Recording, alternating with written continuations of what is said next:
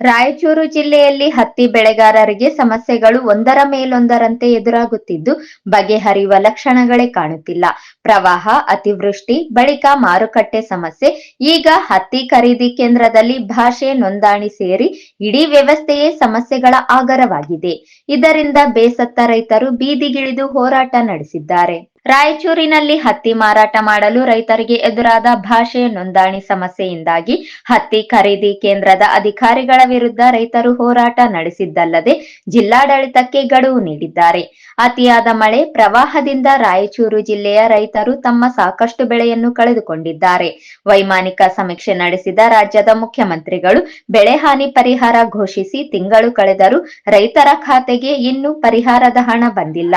ಈ ಮಧ್ಯೆ ರೈತರ ಅನುಕೂಲಕ್ಕಾಗಿ ಭಾರತೀಯ ಹತ್ತಿ ನಿಗಮ ಸಿಸಿಐನಿಂದ ಹತ್ತಿ ಖರೀದಿ ಕೇಂದ್ರ ಆರಂಭವಾಗಿದ್ದರೂ ಸಮಸ್ಯೆಗಳು ಮಾತ್ರ ರೈತರನ್ನು ಕಂಗೆಡಿಸಿವೆ. ಹತ್ತಿ ಖರೀದಿ ಕೇಂದ್ರದಲ್ಲಿ ತೆಲುಗು ಭಾಷಿಕ ಸಿಬ್ಬಂದಿ ಇರುವುದರಿಂದ ರೈತರ ಸಮಸ್ಯೆ ಕೇಳುವವರಿಲ್ಲ, ಪರಿಹಾರ ಒದಗಿಸುವವರು ಇಲ್ಲದಂತಾಗಿದೆ. ತೆಲುಗು ಭಾಷೆ ಬಾರದ ರೈತರು ಹತ್ತಿ ಮಾರಾಟವಾಗದೆ ದಿನಗಟ್ಟಲೆ ಕಾಯುವಂತಾಗಿದೆ. ರೈತರ ಹೆಸರು ನೋಂದಣಿ ಇದಕ್ಕಿಂತಲೂ ದೊಡ್ಡ ಸಮಸ್ಯೆಯಾಗಿದೆ.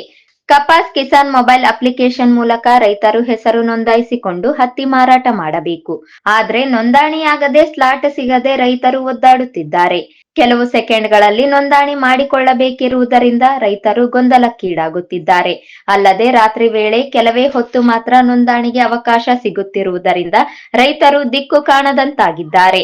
ನೋಂದಣಿ ಪ್ರಕ್ರಿಯೆ ಸರಳಗೊಳಿಸಿ ರೈತರ ಹತ್ತಿ ಖರೀದಿ ಮಾಡಬೇಕೆಂದು ರಾಜ್ಯ ರೈತ ಸಂಘದ ಗೌರವಾಧ್ಯಕ್ಷ ಚಾಮರಾಜ ಮಾಲಿಪಾಟೀಲ್ ಒತ್ತಾಯಿಸಿದ್ದಾರೆ.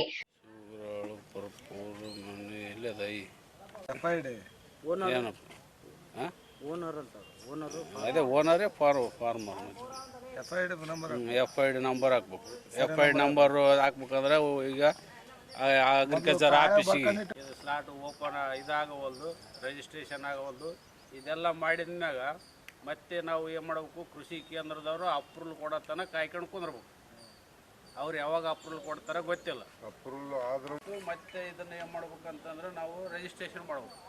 ಇದೆಲ್ಲ ಆದ್ಮ್ಯಾಗ ಅಂದ್ರೆ ಒಂದು ಸ್ಲಾಟ್ ಅಂತ ಬರ್ತದೆ ಇದ್ರಾಗ. ಆ ಸ್ಲಾಟ್ ಏನು ಮಾಡ್ತಾನಂದ್ರೆ ರಾತ್ರಿ 9:00 ಎಲ್ಲರ ಮಕ್ಕಳ ಮ್ಯಾಗ ಕೊಡ್ತಾನೆ, ಒಂದು 10 ಸೆಕೆಂಡ್ ಕೊಡ್ತಾನೆ. ಆ 10 ಸೆಕೆಂಡ್ನಾಗ ಇದೆಲ್ಲ ಓಪನ್ ಮಾಡಿ ನಾವು ಯಾವ ಮಿಲ್ಲಿಗೆ ಹೋಯ್ತೀವಿ ಆ ಮಿಲ್ಲನ್ನು ಸೆಲೆಕ್ಟ್ ಮಾಡ್ಕೋಬೇಕು. ಅವು ನೂರಾರು ಇರ್ತಾವೆ ಅದ್ರಾಗ.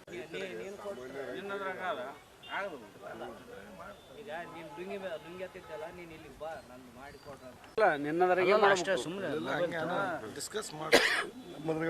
ನಿನ್ನ ಫೋನ್ಯಾಗ ಮಾಡ್ಬೇಕು. ಈ ಫಾರ್ಮರ್ ಐಡಿ ಇದ್ರಾಗ ಎಲ್ಲಿ ಅದಪ್ಪ ಇಲ್ಲ ಅಂದ್ರೆ ಪ್ರತಿ ಖರೀದಿ ಕೇಂದ್ರದಲ್ಲಿ ಒಬ್ಬ ಹೆಲ್ಪರ್ನ ಇಡಬೇಕು, ಅವ್ನು ಮಾಡಿ ಕೊಡ್ಬೇಕು. ಅದಕ್ಕೆ ಈಗ ಫಾರ್ಮರ್ ಐಡಿ ಇಲ್ಲ ನೋಡ್ರಿ, ನಮ್ದು ರಿಜಿಸ್ಟ್ರೇಷನ್ ಐಡಿ ನೋಡಿಕೊಂಡು ಬರ್ಕಟ್ಟಿಗೆ ಅದು ಮತ್ತೆ ಹೋಗ್ಬಿಡ್ತು. ಖರೀದಿ ಕೇಂದ್ರದಲ್ಲಿ ಗುಣಮಟ್ಟದ ಹತ್ತಿ ಮಧ್ಯಮ ಎಳೆಗೆ ಪ್ರತಿ ಕ್ವಿಂಟಲ್ಗೆ 7,710 ರೂಪಾಯಿ ಮತ್ತು ಉದ್ದನೆಯ ಎಳೆಗೆ ಪ್ರತಿ ಕ್ವಿಂಟಲ್ಗೆ 8,110 ರೂಪಾಯಿ ಬೆಂಬಲ ಬೆಲೆ ನಿಗದಿಪಡಿಸಲಾಗಿದೆ.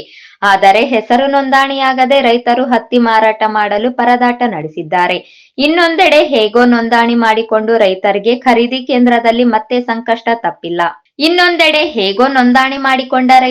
ಖರೀದಿ ಕೇಂದ್ರದಲ್ಲಿ ಮತ್ತೆ ಸಂಕಷ್ಟ ತಪ್ಪಿಲ್ಲ. ತೇವಾಂಶ ಹೆಸರಿನಲ್ಲಿ ರೈತರ ಹತ್ತಿಯನ್ನು ತೆಲುಗು ಭಾಷಿಕ ಸಿಬ್ಬಂದಿ ರಿಜೆಕ್ಟ್ ಮಾಡಿ ಕಳುಹಿಸುತ್ತಿದ್ದಾರೆ. ಇದರಿಂದಾಗಿ ಹತ್ತಿ ಬೆಳೆದ ರೈತರ ಸಮಸ್ಯೆ ಬಗೆಹರಿಯದಾಗಿದೆ. ಇನ್ನು ಸಿಸಿಐ ಕೇಂದ್ರ ಸರ್ಕಾರದ್ದು ನಾವು ಏನು ಮಾಡಲು ಆಗುತ್ತಿಲ್ಲ ಅಂತ ಸಣ್ಣ ನೀರಾವರಿ ಸಚಿವ ಎನ್.ಎಸ್. ಬೋಸರಾಜು ಅಸಹಾಯಕತೆ ವ್ಯಕ್ತಪಡಿಸಿದ್ದಾರೆ. ಒಟ್ನಲ್ಲಿ ರೈತರು ತಮ್ಮ ಹತ್ತಿ ಬೆಳೆ ಮಾರಾಟ ಮಾಡಲು ಇನ್ನಿಲ್ಲದ ಸಮಸ್ಯೆಗಳನ್ನು ಎದುರಿಸುತ್ತಿದ್ದಾರೆ. ಕೂಡಲೇ ಸರ್ಕಾರ ಬೆಳೆ ಹಾನಿ ಪರಿಹಾರ ಕೊಡಬೇಕು, ಹತ್ತಿ ಖರೀದಿ ಕೇಂದ್ರದ ಸಮಸ್ಯೆಗಳನ್ನು ಬಗೆಹರಿಸಬೇಕು ಅಂತ ಹೋರಾಟಕ್ಕಿಳಿದಿದ್ದಾರೆ. ಶೀಘ್ರದಲ್ಲಿ ಸಮಸ್ಯೆಗೆ ಪರಿಹಾರ ಕಂಡುಕೊಳ್ಳದಿದ್ದಲ್ಲಿ ಉಗ್ರ ಹೋರಾಟದ ಬಗ್ಗೆ ರೈತರು ಎಚ್ಚರಿಸಿದ್ದಾರೆ.